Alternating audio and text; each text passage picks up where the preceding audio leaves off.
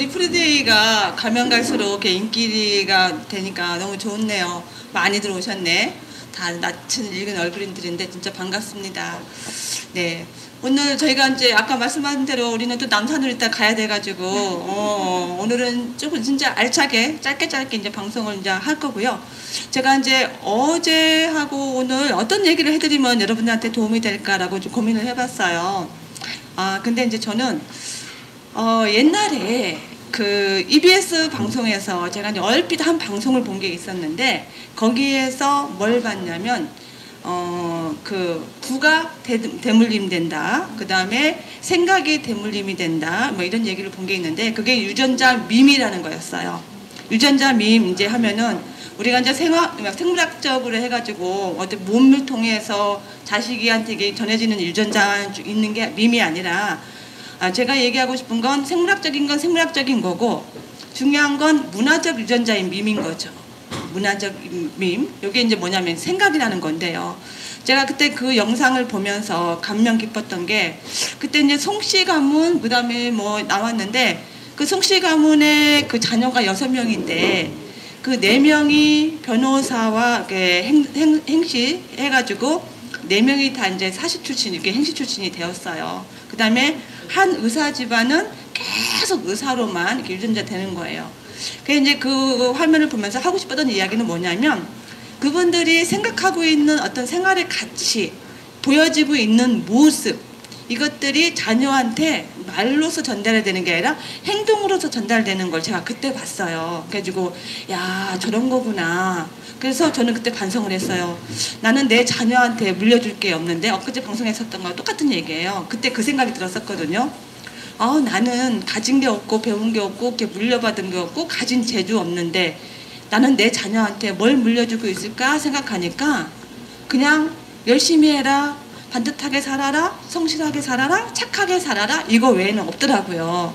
저는 이제 그 생각만 하고 그 긴 세월 동안 여전히 가진 게 없고 뭘 어떻게 해줘야 될지 모르겠어요. 제가 이제 부모한테 야, 복선아, 너 이렇게 살아야 돼, 너 꼭 이 길로 가야 돼, 이런 길이 있어 라고 제시해 줄 수 있는 능력이 없다 보니까 그게 나 진짜 할 줄 아는 게 너무 없다라는 생각을, 큰 후회를 했었거든요.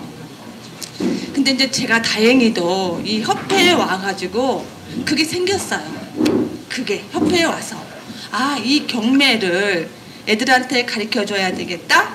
재테크를 하는 방법을 가르쳐서 애들이 사회생활을 시작할 때 꼭 재테크를 병행해서 부자 되는 길을 가르쳐주는 게 나한테는 문화적으로 전달해주는 유전자의 밈이다, 이렇게 생각을 했어요.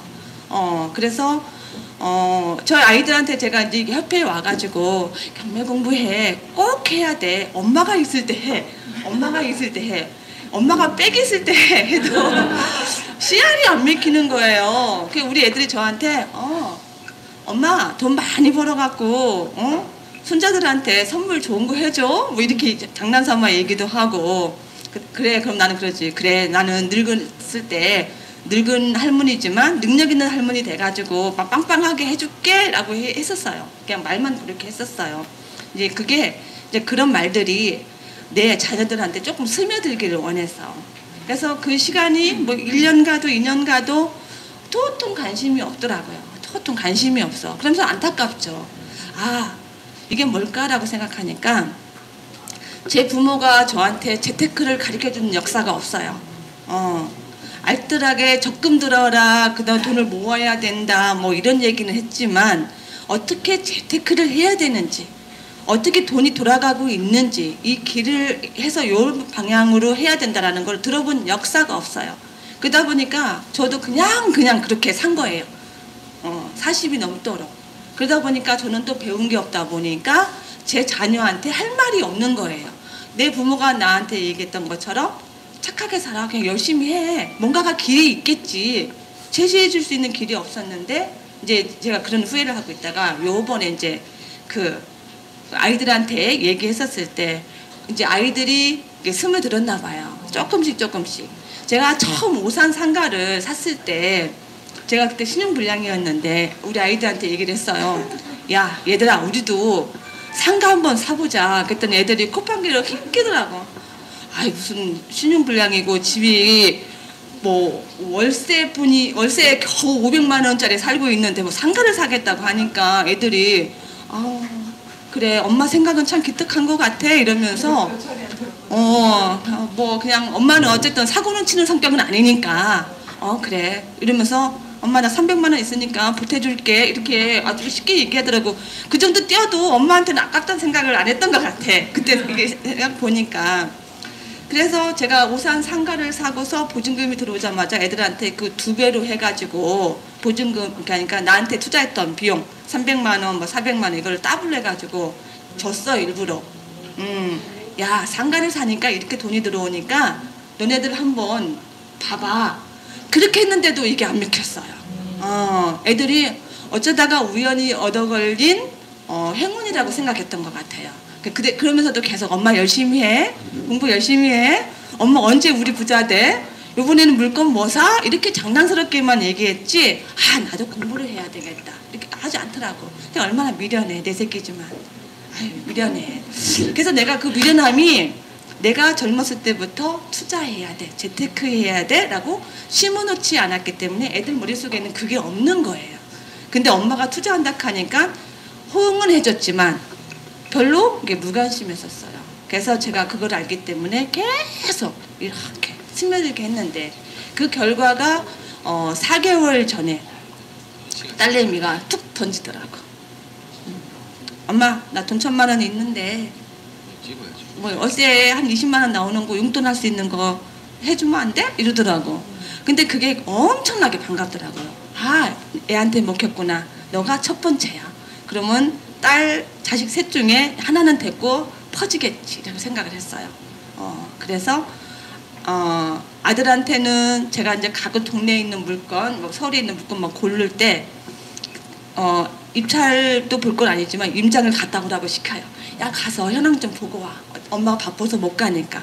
그래서 우리 아들이 구산동에 우리 경진씨 갔던 물건 거기도 갔다 오라 했고 상도동에 있는 물건도 갔다 오라 했고 우리 집을 이사 갈 거니까 네가 잘 보고 와야 돼. 그러면 애가 뭐가 뭔지도 모르지만 갔다 와가지고 거기는 위치 어떻고 조용하고 바로 나오면 뭐가 어떻고 저떻고 막 얘기를 해요. 그럼 저는 이제 그렇게 듣고 이제 시켜. 그래서 한 번은 저쪽에 천호동에 있는 물건도 같이 가가지고 같이 보고 막 이렇게 한 적도 있어. 일부러. 지금 투자할 수 없지만 애한테 그게 좀 스며들기를 원했어. 근데 이제 그게 딱 걸린 거지, 작은 딸이 낚시에. 그래서 1,000만 원을 딱 얘기하길래 그래 1,000만 원을 가지고 제가 대표님한테 던졌어요.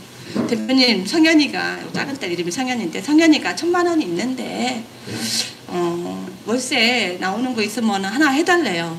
대표님 시간 좀 나시면 물건 한번 골라봐봐요 하고 이제 해줘봐요. 이렇게 하면서 재미삼아 저도 던졌어요. 그렇지만 대표님도 바쁜 거 아니니까 했는데 마침 이제 그게 던져진 게 그 대표님한테는 남아있다 보니까 이번에 이게 70 물건이 그렇게 되었잖아요.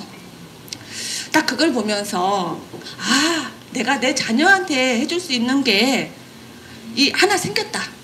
더 확실하게. 그래 재테크야.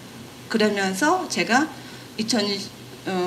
오래전 벌써 10년도 된 것 같은 기억이 되는데 그때 봤던 방송 유전자 밈 생물학적 유전자 밈이 아니고 그 문화생활의 밈 요게 부모가 했던 말 행동 그 모습들이 부모가 자연히 자식이 그거를 보고 자연히 모방해서 어느 순간 따라온다는 얘기를 하더라고요. 제가 오늘 아침에 그래서 그거에 대한 문구를 막 찾았어요. 그 방송을 옛날 기억 더듬어서 안 나와 오래돼가지고 이렇게 보니까 근데 거기에 그 방송 중에 했던 그 멘트가 하나 있는데 딱 요게 있더라고요. 제가 이렇게 불러드릴게요. 한 가지 원칙을 갖고 실천하면 평범함이 언젠가는 자식들에게 중요한 기준으로 작용하게 된다라는 게 그때 아버지의 말씀이었어요. 제가 이 말씀을 듣고 그때 감동을 했었거든요. 그래서 이 밈을 통해 가치관이 대물림된다. 나는 그때 무엇을 줄 것인가 이렇게 고민했던 게 이제 요번에 이렇게 현실로 이루어져서 제가 월세 수익률이 얼마고 내 돈이 얼마 들어가서 얼마의 수익이 나왔고 이것도 기쁘지만 내가 내 자녀한테 이렇게 스며들게 이 가치관, 재테크에 대해서 스며들게 했다는 게 저한테는 가장 큰 자산이에요. 그래서 저는 오늘 여러분들한테 해주고 싶은 이야기는 아마 다 똑같을 거예요. 누구나. 그죠? 우리가 부모한테 공부하라 소리는 들었지만 재테크를 이렇게 하라 소리는 못 들었잖아요. 그죠? 그죠? 그러니까 우리가 이제 경매를 공부하는 입장에서 나도 내 재테크를 해가지고 잘 사는 것도 중요하지만 내가 이렇게 보여지는 모습들이 내 자녀한테는 또 약이 돼가지고 우리 부모가 이렇게 했으니까 나도 재테크를 이렇게 배운다. 그러니까 돈을 물려주는 것도 중요하지만 우리가 재테크를 해서 내 자녀가 내가 이게 공부한 것처럼 재테크를 통해서 스스로 부자 될 수 있게 하는 방법이 가장 좋은 것 같아요. 그래서 오늘 우리 경매를 공부하시는 이 모든 분들은 이제 다 엄마 아빠잖아요. 그죠?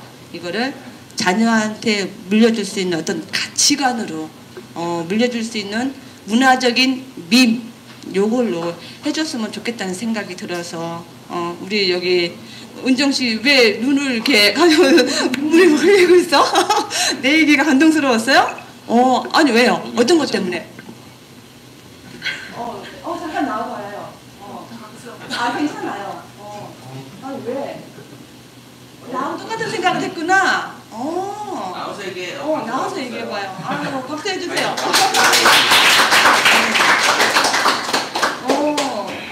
왜? 저도 너무 당황스럽네요. 괜찮아요. 솔직하게 왜? 들으면서 딱 제가 지금 딱 제가 고민하고 있는 일로 와봐. 저도 너무 당황스러워요. 갑자기 눈물이 막 나요. 네. 또 울고 있는 사람 없나? 아니 저희가 이제 옥점 랜민에 지원하게 된 계기도 네. 지원하게 된 계기도 진짜 아이들 때문이었거든요. 제가 뭐 평범한 직장인이고 아무리 신랑이랑 열심히 벌어봤자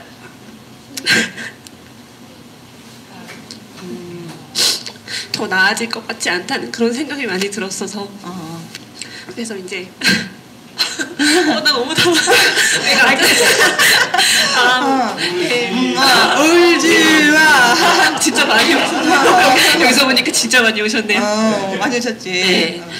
그래서 지금 이사님 말씀을 사실 지난주에 저희 워크샵 하면서도 이런 얘기 많이 해주셨었어요. 그래서 그때도 되게 한번 마음에 감동이 있고 그리고 얼마 전에 방송 전화 통화로 하시면서 하는 것도 너무 저한테 와닿았었거든요. 그래서 오늘도 아침에 또 1회독을 하기 전에 저희도 미션이 있어갖고 게시판에 글을 또 경매 도전기 올리면서 이제 이사님의 그 말씀을 또 생각하면서 쓰고 왔어요. 근데 와서 한 번 더 그 얘기를 해주시니까 저 왠지 모르게 너무 마음이 울려갖고 저도 제가 왜 이런지 모르겠는데 아무튼 경매 열심히 배워서 저희 아이들에게 이런 밈을 물려줄 수 있는 그런 엄마가 되고 싶은 그런 생각이 들었어요. 맞습니다. 어쨌든 우리는 부모잖아요. 어쨌든 우리가 부모한테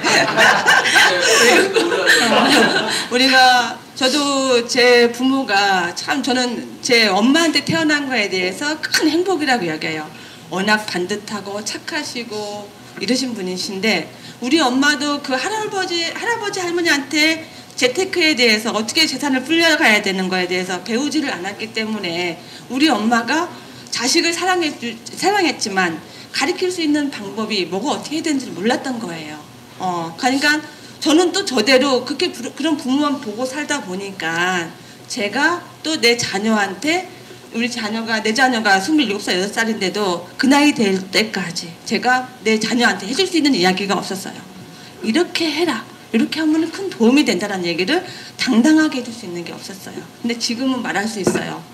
경매 공부를 꼭 해라. 그 다음에 꼭 재테크 중에서 경매를 해라. 부동산을 소유하고 싶다면 여러 투자자 중에.